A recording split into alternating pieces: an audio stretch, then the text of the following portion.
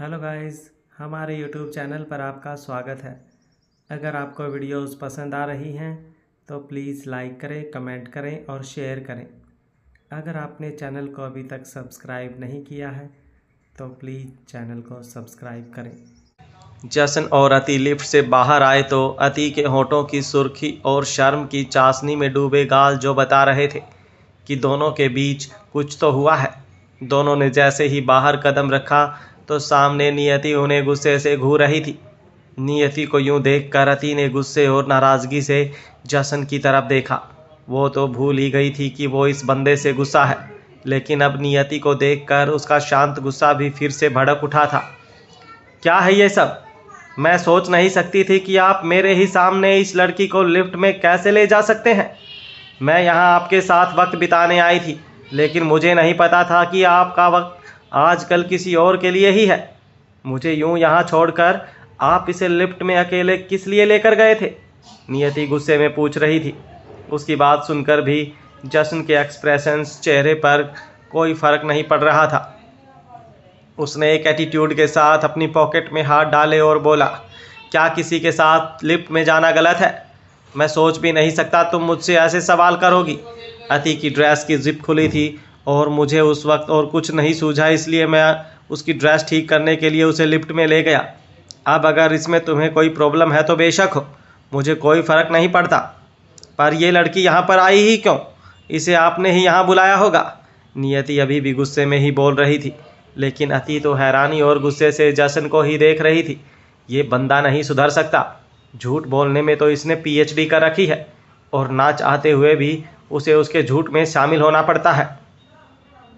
हाँ, बुलाया है, और मुझे कब किसे कहाँ बुलाना है मुझे नहीं लगता। इसकी इजाज़त मुझे किसी और से लेनी पड़ेगी। और अब अगर तुम्हें शॉपिंग करनी है तो करो, वरना ड्राइवर के साथ घर चली जाओ। मुझे अति को शॉपिंग करवानी है। जशन ने बिल्कुल नॉर्मल होकर कहा तो नियति हैरानी से उसे देखती रही। क्या ये वही जशन है जो उसका दीवाना था, उसके लिए पागल था, उसके एक बोल पर दुनिया पलटने के दावे करता था? आज खुद ही अपनी बातों से पलट गया। जशन का ये एटीट्यूड देखकर नियति अपने गुस्से पर अपना आपा खो रही थी। उसके सामने जशन उसे नहीं, अति को इम्पोर्टेंस दे रहा था। ये बात उसे बिल्कुल बर्दाश्त नहीं थी। उसने एक नज़र गुस्से से जशन और अति की तरफ देखा और फिर पैर पटकते हुए वहाँ से चली गई। तुम बताओ, अब शॉपिंग करनी है या कुछ और मूड है? जशन ने अब अति की तरफ देखते हुए कहा तो अति ने उसे और भी ज़्यादा गुस्से से देखा। फ़िलहाल तो जो हरकत आपने की है उसके बाद मुझे आपकी शक्ल भी नहीं देखनी, उसने भी गुस्से से कहा और खींचते हुए वहाँ से चली गई। उफ, तुम्हारे ये नखरे यही तो जान निकालते हैं, जशन ने कहा और फिर उसके पीछे पीछे ही बाहर आया। अति जिस गाड़ी में आई थी वो उस गाड़ी की तरफ बढ़ी, पर जैसे ही वो अंदर बैठने लगी किसी ने अचानक से उसे अपनी गोद में उठा लिया और ज़ोर ज़ोर से हाथ पैर मारने लगी। लेकिन जशन को रत्ती भर भी फर्क नहीं पड़ा। वहाँ पर खड़े सभी लोग उन्हें देख रहे थे, लेकिन जशन को किसी बात की परवाह नहीं थी। आप पागल हैं क्या? नहीं, पर पागलपन करना मुझे अच्छा लगता है। मुझे इस वक्त अपनी गोद से नीचे उतारिए, अति चिल्लाते हुए बोली। लेकिन जशन उसे लेकर आगे बढ़ गया। नहीं, बिल्कुल नहीं। तुम आई बेशक अकेली थी, लेकिन जाओगी मेरे साथ, जशन ने कहा और उसे अपनी गोद से नीचे उतारा, क्योंकि वो दोनों उसकी गाड़ी तक पहुंच चुके थे। अति ने उड़ते हुए उसे देखा और फिर बोली, मुझे आपके साथ कहीं नहीं जाना।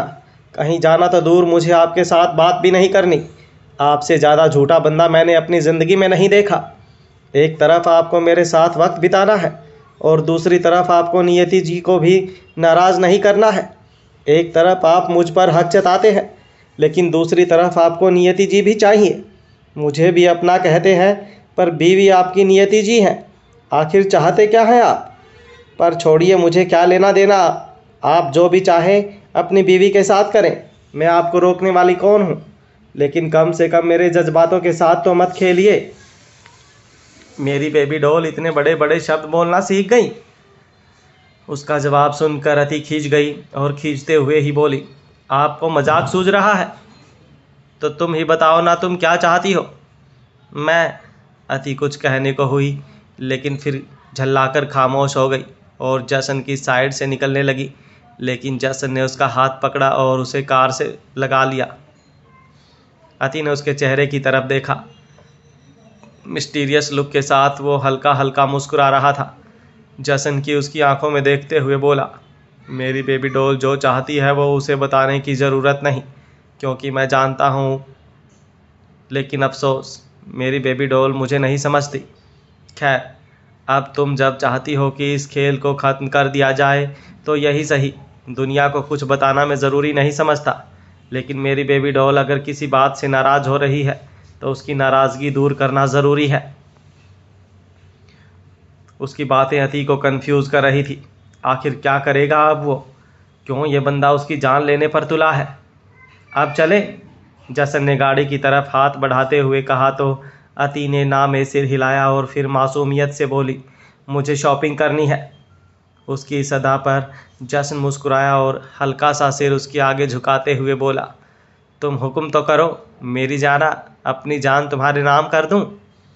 उसकी बात सुनकर अति ने मुंह बिचकाया और बड़बड़ाई, बस बातें ही आती हैं, और बड़बड़ाते हुए ही वो अंदर की तरफ चली गई। इसके बाद तो अति आगे आगे और जसन उसके पीछे पीछे। अति एक शॉप के अंदर आई और ड्रेसेस देखने लगी। जसन जानबूझकर उसे थोड़ी दूरी रख रहा था। अति जिस शॉप पर थी वो एक क्लॉथिंग ब्रांड था जिसकी एक एक ड्रेस लाखों में थी। अति ने प्राइस टैग देखे तो एकदम हैरान रह गई। उसे यूं चौंकते देख सेल्समैन ने उसे पूछा, क्या सच में आपको कपड़े खरीदने हैं? क्यों? और मैं यहाँ तुम्हारे साथ टाइम पास करने आई हूँ, अति ने व्यंग्य से कहा। आपको देखकर लगता नहीं कि आप यहाँ की एक भी ड्रेस अफोर्ड कर सकती हैं, उस सेल्समैन ने कहा और हंसने लगा। उसका हंसना अति को बुरी तरह से चिढ़ गया। वो मुंह बनाते हुए जसन के पास गई और उससे बात करने लगी।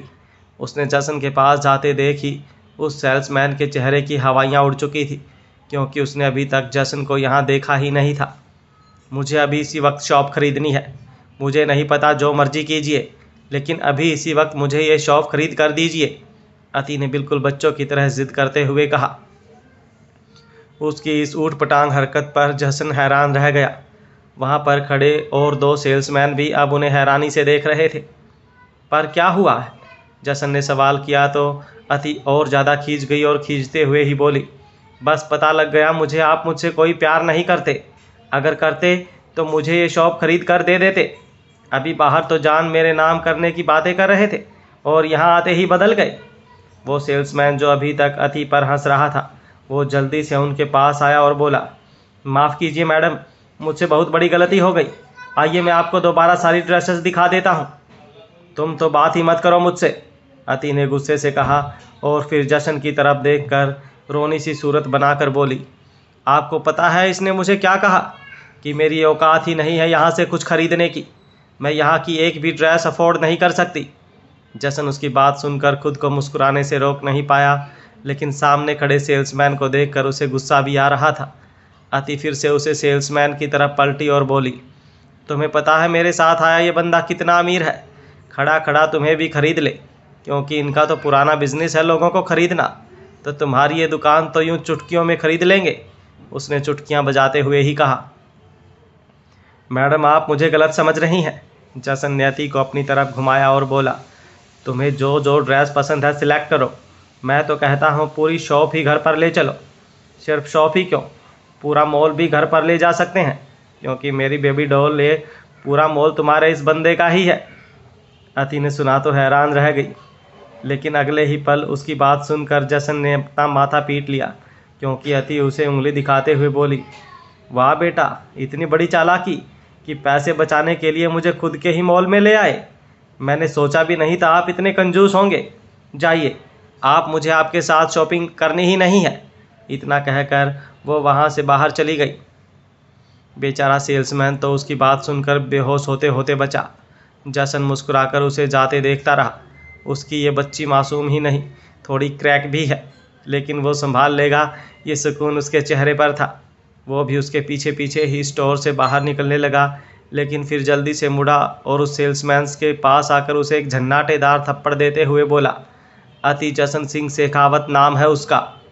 ऐसे 70 ब्रांड जिसकी जेब में है, उस जसन सिंह शेखावत पर हुकूमत चलती है उसकी। शॉपिंग का तो पता नहीं, लेकिन जसन को परेशान करके अति को मज़ा आ गया था। इसलिए वो मुस्कुराते हुए बाहर आ रही थी कि एकदम से एक आदमी से उसकी टक्कर हो गई। लेकिन उस आदमी को देखकर उसके हाथ पैर कांपने लगे। अति मुस्कुराते हुए मॉल से बाहर ही आ रही थी कि उसे सामने एक शख्स आता दिखाई दिया। अनजाने में वो उस शख्स से टकरा गई। उसे देखकर ही अति के हाथ पैर कांपने लगे, लेकिन शायद वो शख्स उसे अच्छे से पहचान नहीं पाया था। वो शख्स और कोई नहीं, नवीन जोशी था। वही नवीन जोशी जिसके पास अति को कालिंदी के कोठे में पहली बार 50 लाख रुपए में बेचा गया था। वो शख्स संभलता उससे पहले ही जसन अति के पीछे पीछे आया और उसे यूं सुन्न खड़ी देखकर अपनी बाहों में भरते हुए बोला, बेबी डॉल, घर चले अब, या पड़ोस वाला शॉपिंग मॉल भी चाहिए आपको? उसे अपने करीब महसूस कर अति ने अपना चेहरा उसके सीने में छुपा लिया और उसकी पीठ पर अपनी बाहें कस दी। इस वक्त वो बहुत ज़्यादा डर चुकी थी और डर में ये भी नहीं समझ पाई कि नवीन जोशी तो उसे पहचानता ही नहीं, क्योंकि उस दिन उसका चेहरा घूंघट में था।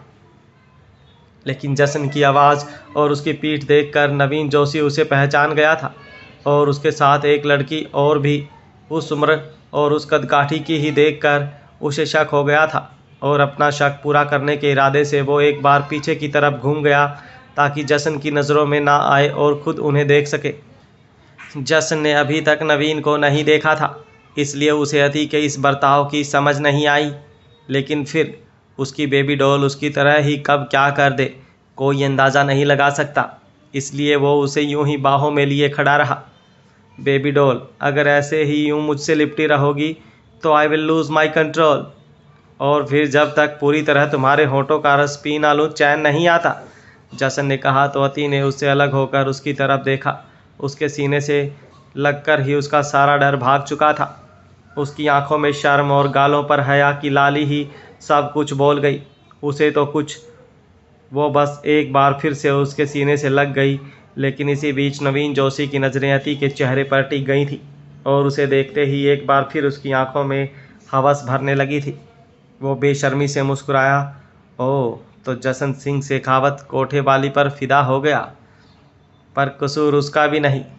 जब खूबसूरती ऐसी हो तो कोई भी दीवाना हो जाए।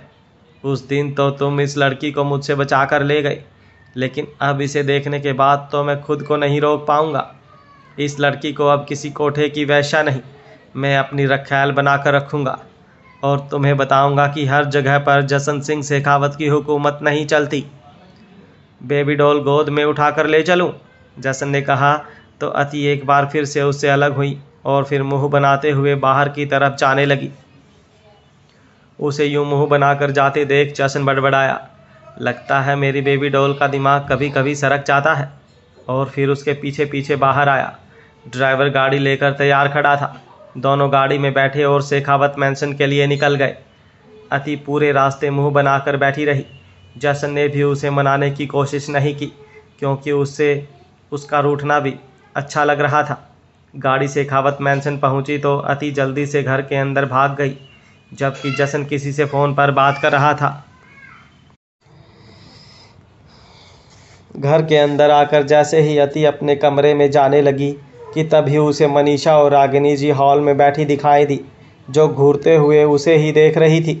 तभी एक नौकर आया और उनके आगे फ्रूट सलाद रख कर चला गया, लेकिन वो दोनों उसमें से फ्रूट उठाकर खाती उससे पहले ही अति ने वो प्लेट उठाकर अपने हाथों में ले ली और फिर फोक के साथ एप्पल खाते हुए बोली, कोई किसी को बेशक दुनिया जहान खरीद कर दे दे, लेकिन प्यार की बराबरी नहीं हो सकती। जो किसी और को मिल रहा है वो मुझे चाहिए ही नहीं, और जो मुझे मिलता है वो किसी और को मिल ही नहीं सकता। रागिनी और मनीषा दोनों ही उसकी हरकत देखकर और उसकी बातें सुनकर उसे गुस्से से देख रही थी, लेकिन वो कुछ कहती उससे पहले ही जसन अंदर आ गया, जिससे उन्हें अपने गुस्से को पीना पड़ा।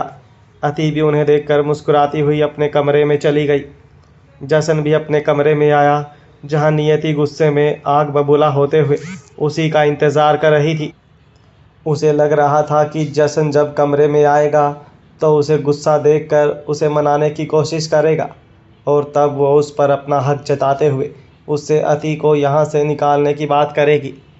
लेकिन जब जसन कमरे में आकर भी बिना उसकी तरफ देखे कपड़े लेकर सीधा बाथरूम में घुस गया तो उसके सारे ख्वाब ख्वाब बनकर ही रह गए। वो फिर भी खुद को शांत रखकर उसका बाथरूम से बाहर आने का इंतज़ार करती रही, लेकिन जब जसन बाहर भी आया तो बिना उससे बात किए ही डिनर करने के लिए नीचे आ गया। अति भी उसी वक्त नीचे आ रही थी। आज फिर मनीषा जसन के बैठने के बाद जल्दी से उसके पास बैठने को हुई, लेकिन उसी वक्त अति ने कुर्सी पीछे खींच ली, जिससे मनीषा नीचे फर्श पर जाकर गिरी। उसे गिरते देख रागिनी जी की अचानक से हंसी निकल गई। कितना नीचे गिरेंगी आप? अति ने व्यंग्य से मुस्कुराते हुए कहा। वो मुश्किल से अपनी हंसी कंट्रोल कर पा रही थी।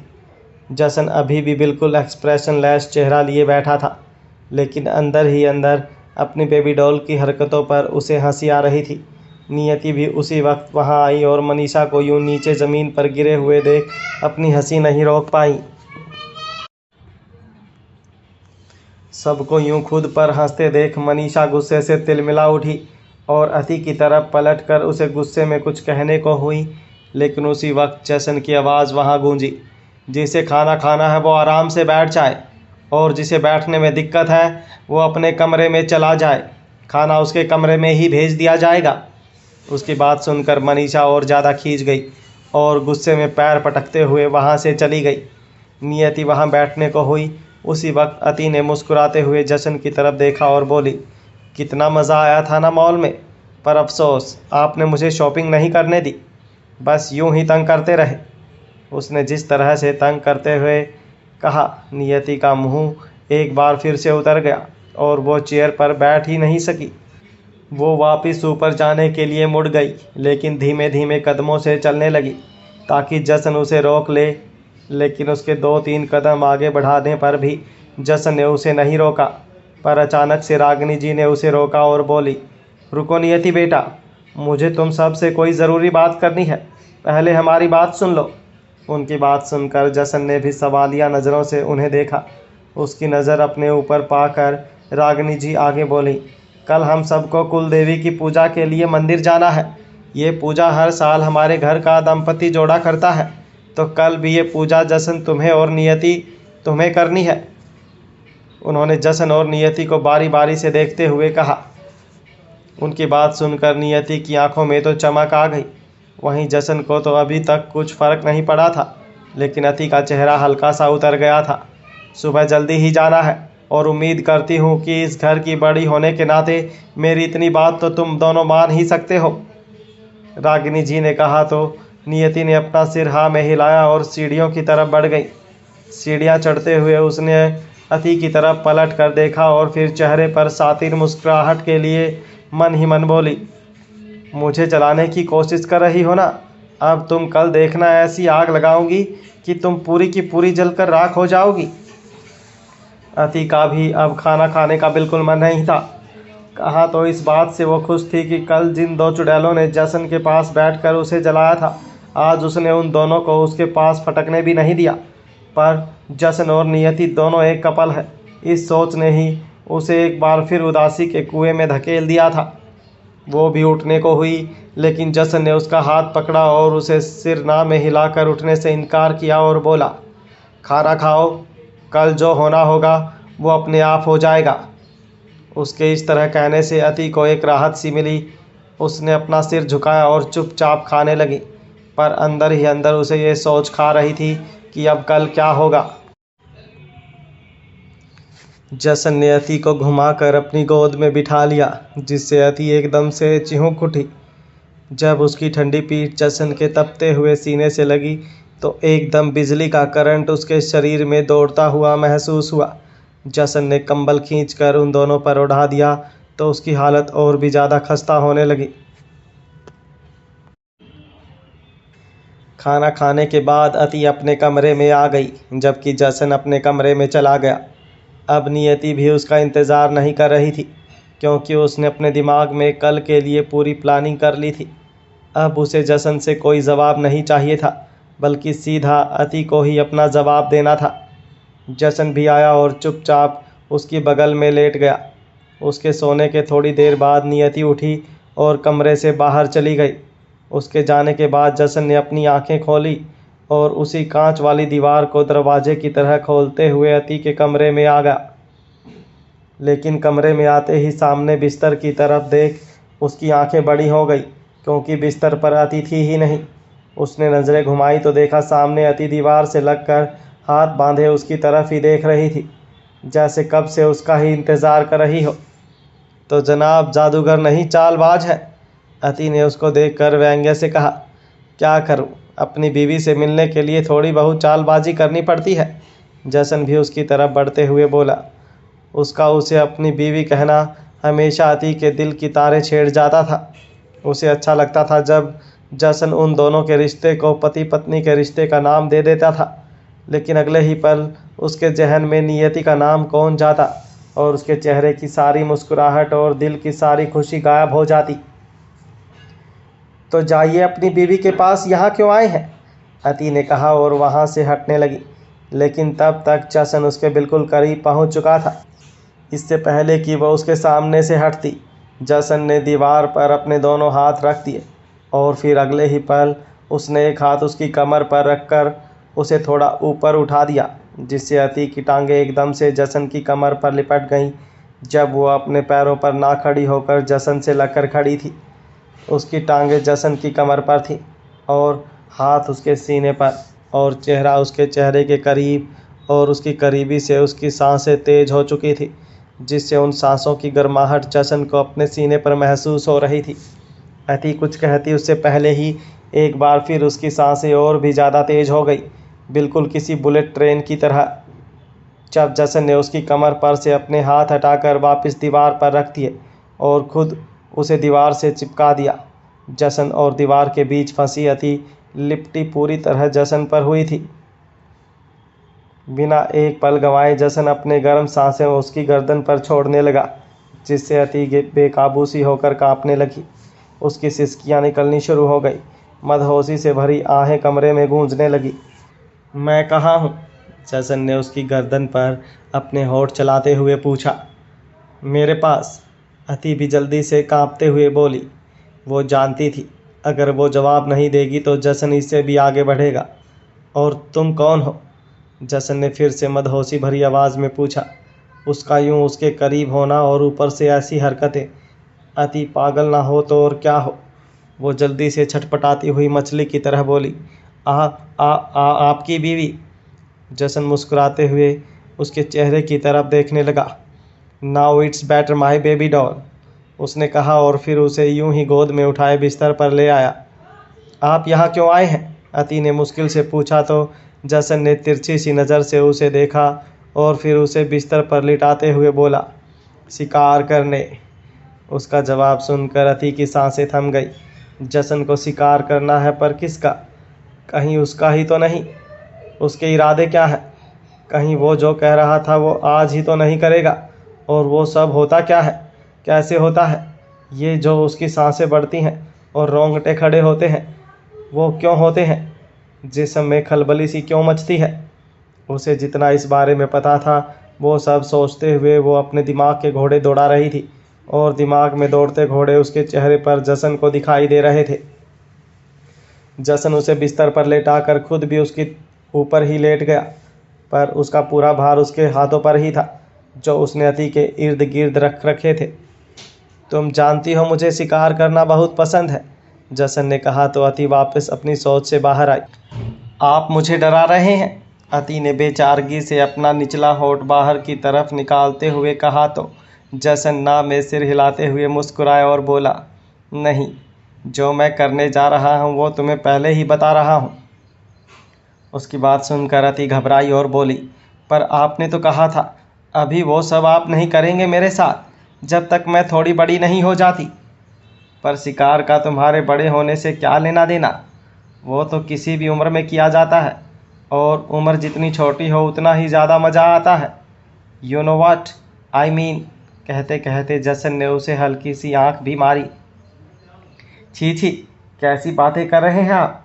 अति ने अपने गालों पर हाथ रखते हुए कहा तो जशन मुस्कुराया और बोला, तुम रुको, मैं तुम्हें अभी करके दिखाता हूँ। देखना मुझसे ज़्यादा मज़ा तो तुम्हें आएगा। नहीं नहीं, मुझे कोई मज़े नहीं चाहिए, मुझे सिर्फ दर्द होगा। और आप मुझे दर्द कैसे दे सकते हैं? आप तो मुझसे प्यार करते हैं ना? उसने रोनी सी शक्ल बनाकर कहा तो जसन की मुस्कुराहट और भी ज़्यादा बड़ी हो गई। अगर उसकी बेबी डॉल उसके मज़े ले सकती है तो वो भी कम नहीं। वो उसके ऊपर से हटा और अपने कपड़े उतारने लगा। अब वो सिर्फ शॉर्ट्स में था। चलो अब तुम भी कपड़े उतारो, जसन ने अति की तरफ देखकर कहा तो अति को सच में डर लगने लगा। उसका दिमाग बिल्कुल खाली हो गया था। जसन का चौड़ा सीना, उसके जिस्म से आती गर्मी जो उसे उसके करीब होने से महसूस हो रही थी, उसके होश उड़ा रही थी। प्लीज़ ऐसा मत कीजिए ना, उसने डरते हुए कहा। उसने सच में नहीं सोचा था कि जसन उसके साथ ज़बरदस्ती भी करेगा। जसन ने उसे यूं देखा तो मुश्किल से अपनी हंसी कंट्रोल की और एकदम सख्त होते हुए बोला, मुझे मजबूर करो, क्योंकि मैं तुम्हारे साथ ज़बरदस्ती बिल्कुल नहीं करना चाहता। उसकी बात सुनकर अति की आंखें नम हो गईं, पर फिर भी वो धीरे धीरे अपने कपड़े उतारने लगी, क्योंकि वो जानती थी अगर उसने खुद से अपने कपड़े नहीं उतारे तो जशन को तो 1 मिनट भी नहीं लगेगा उसके कपड़े फाड़ने में। धीरे धीरे वो अपना टी शर्ट और लोअर निकाल चुकी थी और अब सिर्फ इनरवियर में थी। जसन की बॉडी किसी पत्थर की तरह थी तो अति उतनी ही ज़्यादा सॉफ्ट, एकदम किसी रुई के फोहे की तरह या गुलाब की पंखुड़ियों की तरह। जसन का बदन तपती हुई आग थी तो अति का जिस्म बर्फ़ की तरह ठंडा। उसे यूं देखकर जसन को भी कुछ कुछ होने लगा था। उसको पाने की डिज़ायर्स उसे भी होती थी, लेकिन उसका खुद पर कंट्रोल बहुत ज़्यादा था। उसने अति को घुमाकर अपनी गोद में बिठा लिया तो अति एकदम चिहुक उठी। जब उसकी ठंडी पीठ जसन के तपते हुए सीने से लगी तो एकदम बिजली का करंट उसे अपने शरीर में दौड़ता हुआ महसूस हुआ। जसन ने कंबल खींचकर उन दोनों पर उड़ा दिया तो उसकी हालत और भी ज़्यादा खस्ता होने लगी। अब हम दोनों करेंगे शिकार, पर पहले ही बता रहा हूँ, एक बार मैं करूँगा तो दूसरी बार तुम्हें करना होगा, जसन ने उसके कानों में फुसफुसाते हुए कहा तो अति सोचने लगी, वो क्या करेगी, कैसे करेगी? उसे तो कुछ आता ही नहीं, और साथ ही उसने सिर्फ अपने दिल में यही मांगा कि बस उसकी जान ना निकले, उसे दर्द ना हो, क्योंकि उसने सुना था इन सब में बहुत दर्द होता है। जसन से प्यार तो था, उसे इसलिए उसका विरोध नहीं किया, बस अपने लिए ये मांगती रही कि वो ये सब सह सके। तभी अचानक से जसन ने अपना फ़ोन उसके आगे बढ़ाया और उसमें एक गेम ऑन कर दी जिसका नाम था let's go on A Hunt. अगले ही पल वो गेम ऑन हुई तो उसमें एक प्लेयर छिप छिप कर सामने खड़े लोगों को मारता और उसे पॉइंट्स मिलते। आती देखती ही रह गई। वो बस बेहोश नहीं हुई, बाकी सुन वो पूरी तरह से हो चुकी थी। उसने सूनी सी नज़रों से जसन की तरफ हल्का सा मुड़कर देखा। उसके चेहरे पर छाई शरारती मुस्कुराहट देखकर ही अति को समझ आ गया था कि अब तक जसन सिर्फ उसके मज़े ले रहा था। अगले ही पल उसका नाक गुस्से से फूलने लगा और वो चिढ़ते हुए बोली, आप इस शिकार की बात कर रहे थे? हाँ, और क्या तो? तुम कुछ और समझ रही थी, जसन ने बिल्कुल अनजान बनते हुए कहा तो अति का मन किया उसके हाथों से फ़ोन ले और उसके सिर पर दे मारे। करीबन आधे घंटे से उसकी जान हलक में अटका रखी थी। रुको, तुम्हारी बारी भी आएगी, तुम्हें भी बहुत मज़ा आएगा, जसन ने गेम खेलते हुए ही कहा तो अति अब पूरी तरह से खींच गई। उसने जसन के हाथों से फ़ोन खींचा और उसकी गोद में पलट कर बैठ गई और एकदम अचानक से अपने होंठ उसके सीने पर रख दिए। जसन की भी इस वक्त तो हल्की सी आह निकल गई, क्योंकि उसकी बेबी डॉल इस वक्त जंगली बिल्ली की तरह उस पर लपक गई थी। उसके सीने को अपने होठों से चूम नहीं बल्कि एक तरह से चूस रही थी, जिससे जसन के दर्द से आह निकल गई। लेकिन उसने अति को रोका नहीं। वो एक जगह से अपने होठ पर ऊपर करती हुई और अगले ही पल दूसरी जगह रख देती और वहाँ भी लव बाइट दे देती। जानबूझकर मुझे तड़पा रहे थे ना, अब खुद भी दर्द से तड़पिए, फिर आपको पता चलेगा शिकार कैसे होता है, उसने अपने होठों को उसके सीने से अलग कर कहा और एक बार फिर उसके सीने पर अपने होठ रखने को हुई। लेकिन अब जसन उसके हाथों को जकड़ते हुए और थोड़ा ज़ोर लगाते हुए उसे ऊपर ही रोक देता है। अगले ही पल अति उसके नीचे थी और वो उसके ऊपर, और एक गाना उन पर बिल्कुल फिट था, शिकारी खुद यहाँ शिकार हो गया।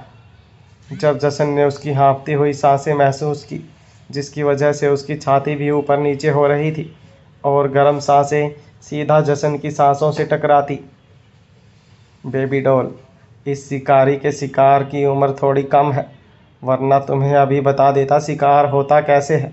लेकिन उसका मतलब ये नहीं कि उस शिकार को तड़पाऊं भी ना, जसन ने उसकी आंखों में देखते हुए कहा। और अब तक जो अति कर रही थी अब वो खुद करने लगा। अति भी तेज तेज आहें भरने लगी, उसकी भी दर्द से सिसकियां निकलने लगी थी। जसन ने उसकी सिसकियां सुनी तो मुस्कुराया और अब हल्का हल्का उसे चूमने लगा। अति उसके पीठ पर अपने नाखून गड़ा रही थी, उसकी धड़कनें और भी खुद दोनों बेकाबू हो रही थी। जसन ने उसके हाथों को अपने हाथों में जकड़ लिया तो अति खुद भी उसमें सिमटने लगी थी, पर जसन एक पल के लिए भी नहीं रुका। वो लगातार उसके सीने पर चूम रहा था और कभी गर्दन पर आता तो कभी ईयरलोब तक। उसके होंठ अति के जिस्म पर ऐसे चल रहे थे जैसे किसी कागज पर स्याही वो अपना रंग छोड़ती ही जा रही हो। जसन उससे अलग हुआ और घुटनों के बल बैठ गया। अति जो आंखें बंद कर उसे महसूस कर रही थी और पूरी तरह से उसमें खोई हुई थी, क्योंकि उसे रोक तो अब वो बिल्कुल भी नहीं रही थी, बल्कि उसकी वो दर्द और प्यार से मिली जुली आहें तो जसन को भी बेकाबू कर रही थी। उसने भी आंखें खोलकर जसन की तरफ देखा, जो खुद मदहोशी भरी नज़रों से उसे देख रहा था।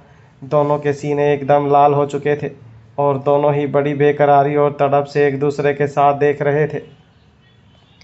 अगले ही पल अति ने अपनी नज़रें फेर ली, क्योंकि वो इससे ज़्यादा जसन की आंखों का ताप बर्दाश्त नहीं कर सकती थी। उसका यूं शर्म से मुंह फेरना जसन के चेहरे पर मुस्कुराहट छोड़ गया, लेकिन अगले ही पल उसने अति को अपनी गोद में खींच लिया, जिससे वो एक बार फिर उसके सीने से लिपट गई और उसके हाथ जसन के पीठ पर कस गए। वो कुछ कहती उससे पहले ही जसन ने उसके होठों को अपने होठों से बंद कर दिया, और वो भी पूरे पैशन के साथ। उसने अपने हाथ अति की खुली पीठ पर चलाने शुरू कर दिए, जिससे अति कांप उठी और उसी पल उसने उस बेकरारी में जसन का साथ देना शुरू कर दिया। अब दोनों ही एक दूसरे को बड़ी शिद्दत से किस कर रहे थे, जैसे कोई प्यासा अपनी प्यास बुझा रहा हो। दोनों एक दूसरे के होठों को अपने होठों में लेते और फिर समूदली छोड़ते। अब वो पलटी और जसन की तरफ देखते हुए सोचने लगी, इस बंदे से वो कभी नहीं जीत सकती। सांसें अभी भी उसकी तेज चल रही थी। आगे से मेरा शिकार करने से पहले बेबी डॉल एक बार सोच लेना, आज जहाँ रुका हूँ अगली बार शुरू ही वहाँ से करूँगा, जसन ने कहा और फिर हल्के से आंख दबाकर मुस्कुराते हुए बिस्तर से खड़ा हुआ, जबकि अति तो बस अपनी सांसों को काबू करती रह गई। अति अभी भी बिस्तर पर यूं ही पड़ी थी और जसन अपने कपड़े पहन रहा था। उसे अपने कपड़े पहनते देखकर अति हैरान हो रही थी, लेकिन फिर जसन ने कंबल खींचा और अति पर उड़ाते हुए बोला, गुड नाइट मेरी बेबी डॉल, अब ख्वाबों में मेरा शिकार करना। इतना कहकर एक बार फिर से उसके माथे को चूमकर वह उस कांच वाली दीवार को दरवाजे की तरह खोलते हुए अपने दूसरे कमरे में आ गया, जहां अभी भी बिस्तर पर कोई नहीं था। उसके चेहरे पर एक मुस्कुराहट थी और आंखों में नींद। बिस्तर पर लेटते ही उसे नींद आ गई। वहीं दूसरी तरफ अति अभी वो मंद मंद मुस्कुरा रही थी। अभी अभी जसन और उसके बीच जो भी हुआ, उसकी खट्टी मीठी सी यादें उसे सोने नहीं दे रही थी। उसने अपने सीने पर हाथ फेरा तो होठों से एक दर्द भरी आह निकल गई, लेकिन उसके चेहरे पर मुस्कुराहट भी खिल गई, क्योंकि सच में जसन ने उसे बहुत ही ज़्यादा शिद्दत से चूमा था, जिसके सबूत थे वो लाल और गहरे निशान जो अति के पूरे सीने को ढक रहे थे। सुबह 5 बजे उसका अलार्म बजा तो अति खींचते हुए उसे बंद करने लगी, लेकिन तभी उसे ध्यान आया कि उसने तो कोई अलार्म नहीं लगाया था। फिर ये अलार्म कैसे बजा? उसने देखा तो फ़ोन पर मैसेज भी फ्लैश हो रहा था, 1 घंटा है तुम्हारे पास, 1 घंटे बाद तुम्हें मंदिर पहुंचना है, इसलिए दोबारा सोने की सोचना भी मत। उन नींदी आंखों से मैसेज पढ़कर अब उसकी आंखों से सारी नींद गायब हो चुकी थी। वो जानती थी हो ना हो ये काम जसन का ही है। अगले ही पल उसे ये भी याद आया कि मंदिर तो जसन को अपनी बीवी के साथ जाना है और सबकी नज़रों में तो उसकी बीवी नियति ही है। फिर मंदिर में जाकर वो करेगी क्या? नहीं जाएगी तो कम से कम उसका दिल तो ना दुखेगा। और फिर आखिर में याद आए उसे वो पल जो उसने और जसन ने कल रात को साथ में बिताए थे। जसन का उसे अपनी बीवी कहना और उसे इतना प्यार करना, वो पल उसके होठों पर एक मुस्कुराहट ले आए। उसे अभी भी ऐसा ही लग रहा था जैसे जसन उसके पास और कंबल की जगह वो जसन की बाहों में घिरी हो। वो उठी और मंदिर के लिए तैयार होने लगी। वहीं दूसरी तरफ जसन एक धोती पहने आईने के सामने खड़ा था और नियति बाथरूम में नहा रही थी। जसन के ऊपरी जिस्म पर कोई भी कपड़ा नहीं था, सिर्फ गले में एक रुद्राक्ष की माला थी। नियति बाथरूम से बाहर आई और आईने के सामने खड़ी होकर तैयार होने लगी। वो जसन से नाराज़गी जाहिर करना चाहती थी, इसलिए उसकी तरफ देख भी नहीं रही थी, लेकिन जसन को उसकी किसी हरकत से कोई फ़र्क नहीं पड़ रहा था। उसने अपना फ़ोन लिया और कमरे से बाहर आ गया। एक बार इस अति से निपट लो, उसके बाद तुम्हें अपने इश्क में दोबारा वही पागल दीवाना ना कर दिया तो मैं भी नियति नहीं, उसने खुद से ही कहा और फिर जसन के पीछे पीछे कमरे से बाहर आई। जसन नीचे आया लेकिन वहाँ पर एक पल भी नहीं रुका, सीधा अपनी गाड़ी में जाकर बैठा और गाड़ी मंदिर के लिए निकल गई। नियति, मनीषा, रागिनी तीनों हैरान रह गई। हर्ष अपने कमरे में सोया हुआ था। उसे तो इन सब चीज़ों में इंटरेस्ट ही नहीं था, इसलिए किसी ने उसे उठाया नहीं। आप देख रही हैं कैसे ये इंसान चलता फिरता एटीट्यूड का पुतला बना हुआ है। इसे तो कोई फ़र्क ही नहीं पड़ता मेरे होने ना होने से। कभी कभी तो मुझे लगता है मैंने यहाँ आकर ही गलती कर दी। नियति ने खींचते हुए रागिनी जी से कहा तो रागिनी जी ने निराशा से उसे देखा और बोली, ये सब तुम्हारी वजह से ही हुआ है। अगर तुम आने में इतनी देर नहीं करती तो ऐसा नहीं होता। मनीषा तो उनकी बातों को समझने की कोशिश कर रही थी और बड़े ध्यान से उनकी तरफ देख रही थी। उसे अपनी तरफ यूं देखते देख रागिनी और नियति दोनों ने खुद को संभाला और फिर ड्राइवर को दूसरी गाड़ी निकालने के लिए कहा। तीनों गाड़ी में बैठीं और जसन के पीछे पीछे ही मंदिर के लिए निकल गईं। उनके जाने के बाद अति भी अपने कमरे से आई। सब चले गए क्या? उसने वहाँ खड़ी एक मेड से पूछा तो उसने अपना सिर हाँ में हिलाया। उसका जवाब पाकर अति का चेहरा उतर गया। अगर उसे साथ लेकर ही नहीं जाना था तो उसे तैयार होने के लिए भी क्यों कहा? उसका दिल दुखाने के तो बस मौका चाहिए सबको। वो वापस सीढ़ियों की तरफ पलट गई और दौड़ते हुए अपने कमरे में चली गई। जसन मंदिर पहुंचा तो नियति, मनीषा और रागिनी भी उसके पीछे पीछे पहुंची। सभी इसी वक्त एक बहुत बड़े प्रांगण में खड़े थे जहां से मंदिर की सीमा शुरू होती थी। यहाँ से लगभग 100 सीढ़ियाँ बनी हुई थी और ऊपर एक मंदिर बना हुआ था। उनके आसपास बॉडीगार्ड्स खड़े थे, लेकिन जसन ने उन्हें इशारा किया तो वो थोड़े दूर खड़े हो गए। शेखावत परिवार के आने की वजह से अब मंदिर में साधारण लोगों का आना जाना बंद हो गया था।